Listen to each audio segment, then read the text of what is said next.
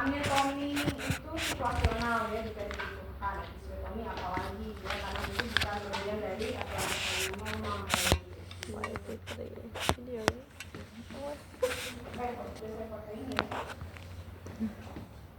Pertama itu kita siapkan alat ya, pastikan dulu kalian praktikum sebelum mulai praktikum alatnya sudah disiapkan. Kemudian ya, boleh, tapi untuk kalian aja ya, nggak usah direkam. Nggak usah direkam, nggak usah di-share kemana-mana ya.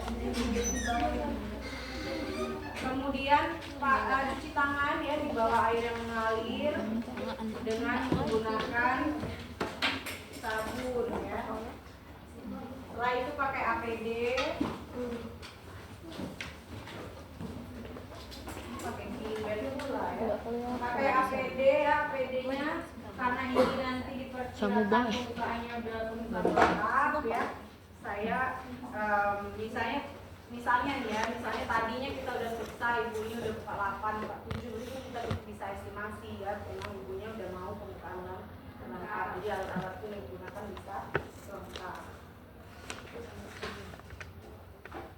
Termasuk juga dengan kacamatanya ya, nanti akan dipakai. Silakan nanti kalian pakai lengkap dengan kacamata. Saya sudah cuci tangan ya, sebelum pakai sarung tangan pastikan dulu semua peralatan siap ya. Karena nanti mau episiotomi, alatnya sudah saya siapkan dari sekarang. Stepnya itu kita pakai bisa step 5 atau 10 cc ya. Kalau di job sheetnya di sana disebutkan kita pakainya 10 cc untuk lidokainnya. Tapi sebenarnya realnya tidak sebanyak itu yang digunakan ya. Kenapa ya? Banyak banget kalau dia sediaan lidokainnya 1%, 1 ampul itu 2 cc, berarti kalau mau 10 butuh 5 ampul sekali sedot. Kalau yang ini kebetulan yang disediakan ini adalah 2% ya. Kalau lidokainnya 2%, ini harus diencerkan terlebih dahulu. Karena kalau untuk anestesi lokal itu yang aman itu adalah lidokain 1%. Sehingga harus diencerkan dulu dengan perbandingan 1:1. Ya. Ini saya pakai sekedar 5 cc aja. Biasanya kita kalau di PMB ya, kali 1 ampul kita pakai ya. Kalau dia 2%, kita encerkan dengan Aquades dapatnya udah 4 cc, itu udah cukup biasanya untuk melakukan episiotomi. Apalagi ini episiotominya di tengah-tengah posisi ibu sedang kesakitan, jadi akan tersamarkan juga gitu ya sakitnya. Belum kita memang sudah lakukan anestesi dan ibunya memang sakit perutnya gitu. Jadi kita lakukan pun mungkin ibunya tidak begitu merasakan. Tetapi tetap untuk asuhan sayang ibu tetap harus dilakukan. Kemudian saya butuh nal ya. Kenapa butuh nal? Karena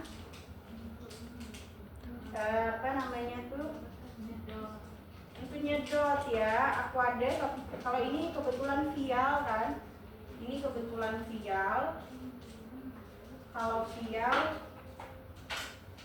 ya enak, kalau vial tuh karet ya, walaupun karet pun masih bisa ada kemungkinan si nalnya tumpul, apalagi kalau misalnya ini Aquades yang kemasannya plastik ya pasti tumpul. Jadi kita harus mengganti dulu si nalnya untuk menyedot.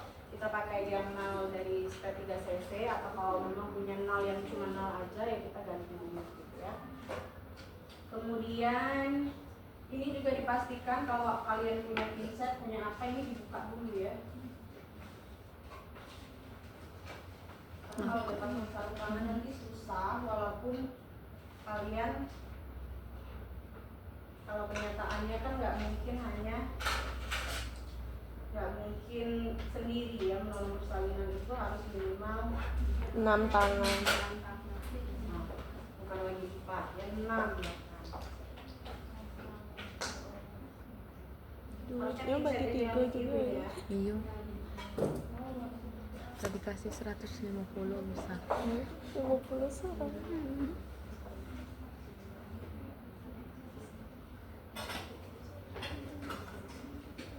Raincoatnya mana?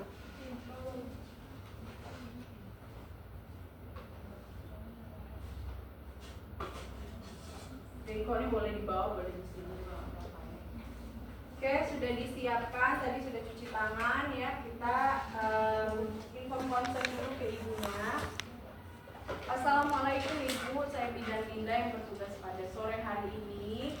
Ibu kan sekarang memasuki proses persalinan ya Ibu ya. Tadi teman yang sebelum saya atau saya misalnya sudah periksa pembukaannya, sudah pembukaan 7 ya Ibu ya. Sekarang Ibu udah nggak tahan, Ibu udah mau ngeden terus dan ini udah beberapa jam.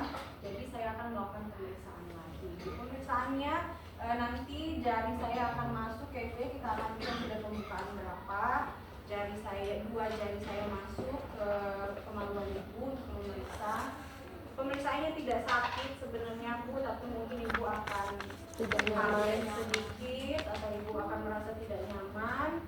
Tapi pada dasarnya itu tidak sakit. Nanti saya akan berusaha sebaik mungkin supaya Ibu merasa nyaman. Bagaimana Ibu? Apakah Ibu setuju? Kalau Ibu setuju, minta tolong tanda tangan surat duanya ya Bu ya. Gitu ya. Baiklah Ibu, tadi udah pipis belum Bu? Saya sebenarnya perlu dipastikannya apakah ibunya sudah pipis atau belum. Kadang kalau misalnya kandung kemihnya penuh itu menambah ketidaknyamanan pada saat kita melakukan pemeriksaan dan juga akan mengganggu kontraksi. Ibu udah pipis tadi sebelumnya ya Bu ya. Ibu sekarang saya pasang ini ya Bu ya, pasang pengalasnya. Pasang underper lah. Kadaluarsa. Kadaluarsa enggak ya? Nggak mungkin kan underpernya begini ya? Iya, bercak-bercak. Aku ada underper dari daulah kapas. Daur ulang kertas sehingga warnanya agak bercoklat-coklat begini. Kayaknya nggak ada ya setahu saya. Ibu maaf ya Ibu ya, angkat sedikit bokongnya. Kalau Ibu tidak beranak itu bacanya lagi angkat bokongnya. Jadi usahain Ibu miring dulu Bu, kesini Bu. Misalnya. Harusnya underpernya digulung ya. Angkat dulu sedikit yang kesini Bu, miring dulu dikit. Pasang underpad ya, kemudian alat-alat semuanya disiapkan. Dan pastikan kalian nyiapin alat itu ya. Yang steril di mana, yang tidak steril apa tuh benar-benar dipisahkan, ini dibedakan ya. Tadi ini spare, segala macam spare masih ada kemasan masuk ke dalam cincin itu nggak steril. Padahal kan ini bak instrumen untuk alat-alat yang steril. Pada saat persiapan alat itu kesempatan kalian, kalau saya ujian dan lain-lain ya, untuk ngecek lagi alatnya sudah siap belum sebelum pakai sarung tangan. Pastikan dulu dicek ya. Kemudian kita akan melakukan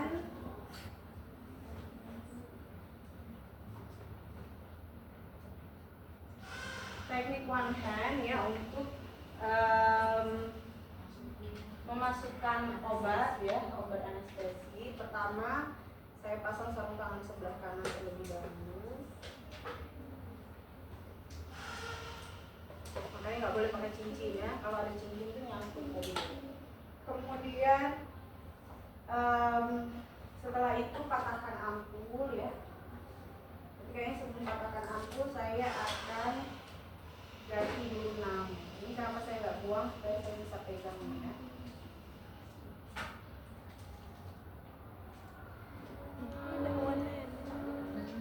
Tuhan. Tuhan.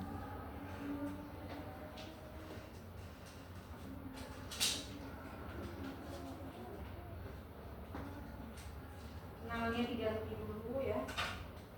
Kemudian patahkan ampul ya. Karena kita akan melakukan melakukan pengenceran terhadap si lidokain yang 2% ini ya. Mano ampul one hand-nya.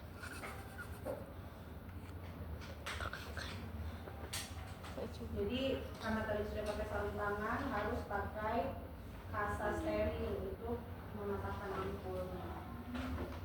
Teknik one hand jangan lupa ya.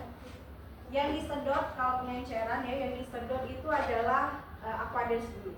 Sedot dulu aquades baru sedot si lidokain. kalau teknik one hand tusuk dulu baru diambil. Angkat. Jangan kalian bareng megang, bareng nusuk karena masih ada kemungkinan nanti akan Tertusuk. ya.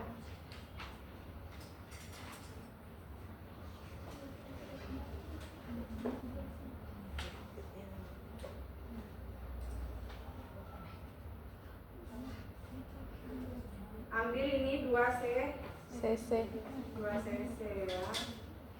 Cici.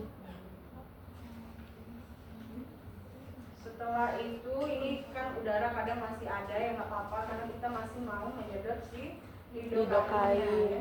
Nggak tahu kenapa kebetulan ini kan nggak pakai ini ya, tapi hidung saya nggak tahu kenapa gatel tiba-tiba ya.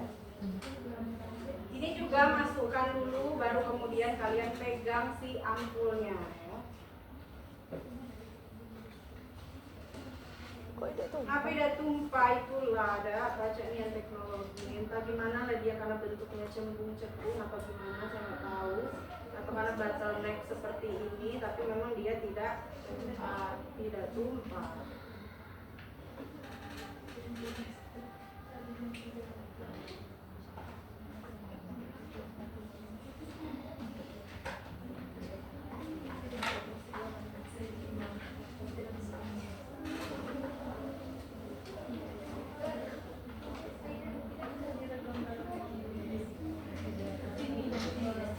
Pastikan sudah tersedot semuanya ya, jangan sampai dosisnya kurang.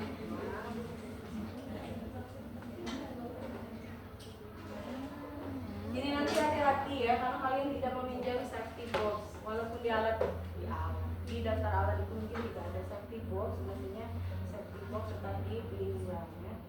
Ini masih saya ada udara kosong ya, nanti saya akan pastikan bahwa tidak ada lagi udara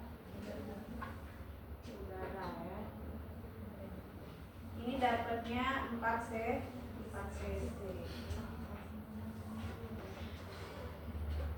Jangan lupa nalnya diganti ya, tapi ini saya pakai sarung tangan dulu supaya mudah. Kemudian ini didekatkan bengkoknya ya. Bengkoknya harusnya kosong, kasa itu dibuang di tempat sampah, sinar tadi masuk ke dalam Safety box. Pasang sarung tangan sebelah kiri. Jam nggak boleh ya, kalau jamnya mengganggu kayak gini, apalagi pertolongan persalinan nggak perlu pakai jam gini ya. Kemudian saya ganti dulu ini nalnya diganti, pakai nal yang tadi yang memang pasangannya si Skadina cc. Jadi lidocainnya itu memang sebenarnya 5 sampai 10 cc ya. Di sana malah disebutkan pasapnya itu 10 cc ya, tapi itu terlalu banyak sebenarnya kalau di real life-nya gitu ya. Tidak pernah rasanya dipakai 10 cc untuk melakukan anestesi, untuk melakukan episiotomi. Jadi dilihat luasan mana yang mau kita lakukan episiotomi itu kan. Sebenarnya itu hanya sekitar 3 sampai 4 atau 4 sampai 5 cm saja bagian yang akan kita lukai. Kalau ibu obe si pas dah sih.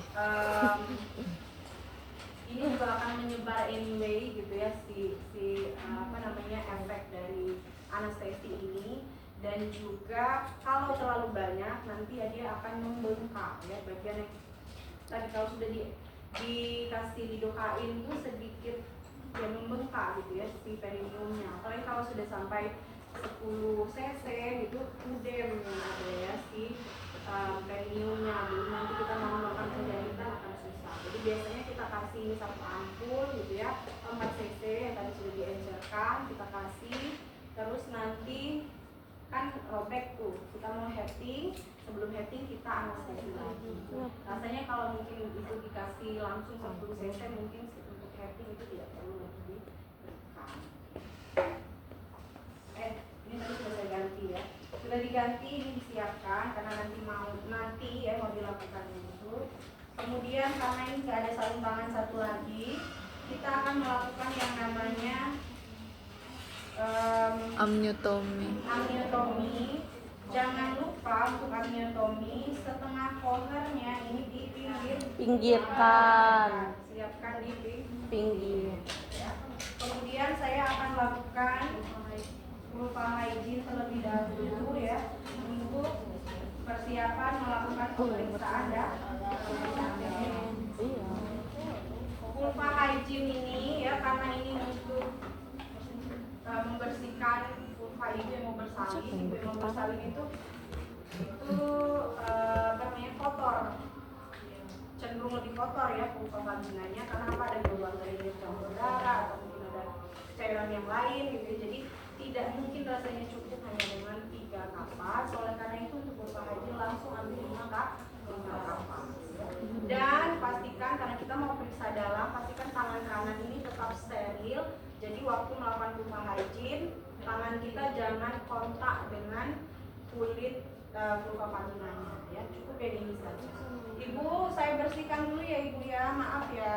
Mulai dari labia mayora kiri, labia mayora kanan ya. Jadi tangan kita jangan kena ya. Labia minora kiri,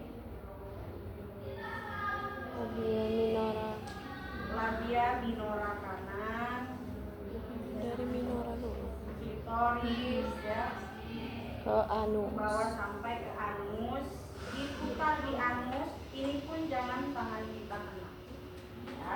Setelah itu kalau sudah bersih, sebenarnya sambil kita melakukan vulva hygiene tadi sambil mengamati vulva vaginanya ya. Cek vulva vaginanya apakah ada benjolan di sekitar vulva vagina, ada pembengkakan ya di vulvanya atau tidak ya. Pastikan tidak ada pembengkakan, tidak ada benjolan, tidak ada bekas luka parut, tidak ada varises yang karena biasanya banyak juga bukan banyak ya, ada juga yang ada varises di sekitar selangkangannya di vulvanya. Setelah dipastikan tidak ada, baru kita lakukan periksa dalam. Ibu, saya periksa ya Ibu ya. Ibu tarik nafas yang dalam Ibu. Boleh juga melakukan pemeriksaannya itu pada saat Ibu merasakan kontraksi ya. Jadi tangan kita masuk tuh dia nggak begitu Kerasa. karena tersamakan dengan rasa sakitnya ya. Bunda Yati mana? Ibu tarik nafas ya Ibu ya. Masukkan jari tengah disusul jari telunjuk ya. Periksa dulu dinding vagina ya. Periksa sekeliling dinding vagina ya. Pastikan tidak ada benjolan, tidak ada pembengkakan, tidak ada bekas luka parut di dinding vagina ya. Kemudian cari porsio. Kalau pas masuk ini tadi belum keraba porsionya, maka masukkan lebih dalam, cari porsionya ya. Porsio, karena ini saya mau amiotomi ya. Anggaplah ini sekarang saya pasiennya baru datang gitu ya. Porsio masih teraba lunak, penipisan 50%, pembukaannya 4 cm, selaput ketuban masih utuh, presentasinya kepala, tidak ada bagian kecil janin yang menumbung, tidak ada tali pusat yang menumbung. Molase mungkin belum teraba, tapi kalau sudah teraba maka sebutkan ada molase atau tidak. Penunjuknya apa? Penunjuknya belum teraba. Misalnya kalau masih buka 4, buka 5 itu karena kita belum bisa meraba ya. Kalau misalnya sudah teraba ya sebutkan penunjuknya belum kecil misalnya gitu ya. Penurunan kepala di HOP 2. Karena masih pembukaan 4, maka saya keluarkan tangan saya ya. Ibu tarik nafas yang dalam Ibu. Setelah selesai, bereskan peralatannya, sampaikan hasil pemeriksaan ke Ibu. Ibu tadi sudah saya periksa ya Bu ya, pembukaannya ternyata pembukaan 4. Sekarang sudah memasuki fase aktif persalinan. Ibu boleh di sini dulu, boleh tetap tinggal di PMB, atau kalau Ibu mau pulang dulu juga boleh. Jadi kalau Ibu udah merasakan apa gitu ya, Ibu merasakan, tadi saya jelaskan ya, saya malas ngulang lagi, merasakan sakitnya semakin sering, Ibu udah nggak tahan lagi, Ibu pantau isinya kontraksi di rumah ya Bu, balik sini lagi. Itu kalau pembukaannya masih kurang dari 10, jadi selesai pemeriksaannya. Kalau pemeriksaan dalam ya sampai sana saja hasil pemeriksaannya ya. Kemudian dilanjutkan pemantauan atau observasi kala 1.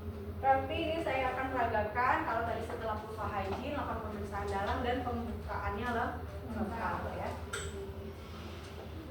Tetap ya, masukkan jari tengah disusul jari periksa dinding vagina, tidak ada benjolan di dinding vagina, tidak ada pembengkakan, tidak ada bekas luka parut. Cari porsio ya, porsionya tidak teraba. Porsio tidak teraba artinya ya pembukaannya sudah lengkap. Kalau porsio sudah tidak teraba. Porsio tidak teraba, pembukaan lengkap, Penipisan. presentasinya kepala, penunjuknya ubun-ubun kecil depan, selaput ketuban masih utuh, tidak ada bagian kecil janin yang menumpung, tidak ada tali pusat yang menumpung, tidak ada molase, penurunan kepala di HOG 3+. Ya. Karena pembukaannya sudah lengkap, tetapi ketuban belum pecah, maka akan dilakukan yang namanya Amniotomi. Tetap kasih tahu lagi ke ibunya ya, tapi info concernnya dengan verbal saja nggak apa-apa katanya. Ibu, ini pembukaannya sudah lengkap ya, kalau ada bapaknya juga ya Pak, Bu, ini setelah saya periksa pembukaannya sudah lengkap, tapi ini ketubannya belum pecah, jadi saya akan lakukan tindakan untuk pemecahan selaput ketuban. Gimana Bapak, Ibu, apakah setuju? Kalau ibunya ngaku bilang setuju, maka kita lakukan Amniotomi. Untuk melakukan amniotomi, tangan kanan yang ada di dalam sini tadi yang melakukan pemeriksaan dalam jangan keluar. Jadi taruh tetap di sini, taruh sedikit ke pinggir atas. Kalau tadi di dalam itu tangannya seperti jarinya begini, memeriksa sekeliling, nah sekarang jarinya dirapatkan, taruh di pinggir ya, taruh di pinggir sini jarinya ya. Kemudian tangan kiri ambil setengah itulah gunanya ini setengah kohernya sudah ditaruh di pinggir supaya kan ini tangan yang ini udah on steril nih, jadi nggak kena alat-alat yang lain.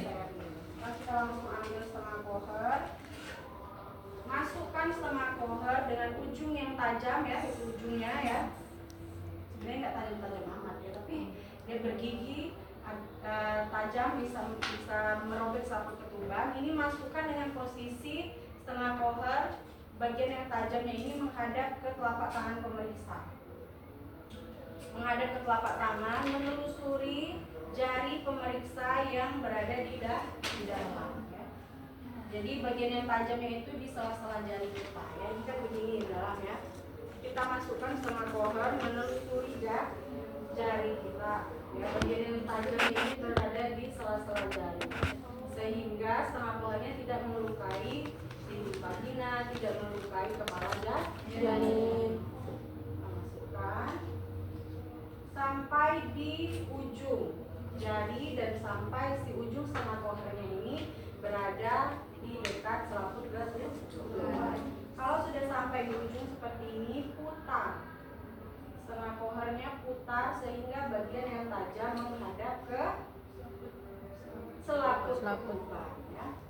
Jepit jempol ini, jepit setengah kohernya di bagian yang melengkung ini, taruh jempol kita. Di dua jari yang di sini juga menahan ini. Jadi begini nanti di dalam itu seperti ini. Berusaha merobek si selaput. Tadi dia cak ini kan. Ya, ngadep kamu. Jadi dikaitkan ya, ditorehkan. Kalau di sana bahasanya apa? Robek langsung ya. Dirobek secukupnya, pecah ini. Ya. Saya ulangi ya, ini kan sudah di dalam. Masuk, ambil setengah koher, masukkan setengah koher dengan bagian ujung yang tajam menghadap ke telapak tangan pemeriksa. Masukkan dengan menelusuri jari pemeriksa yang sudah berada di dalam sampai setengah kohernya berada di ujung jari pemeriksa dan berada di dekat selaput ketuban. Setelah itu putar setengah koher sehingga bagian yang tajam menghadap ke jari pemeriksa, menghadap ke selaput ketuban. Tahan setengah koher dengan satu tangan ya.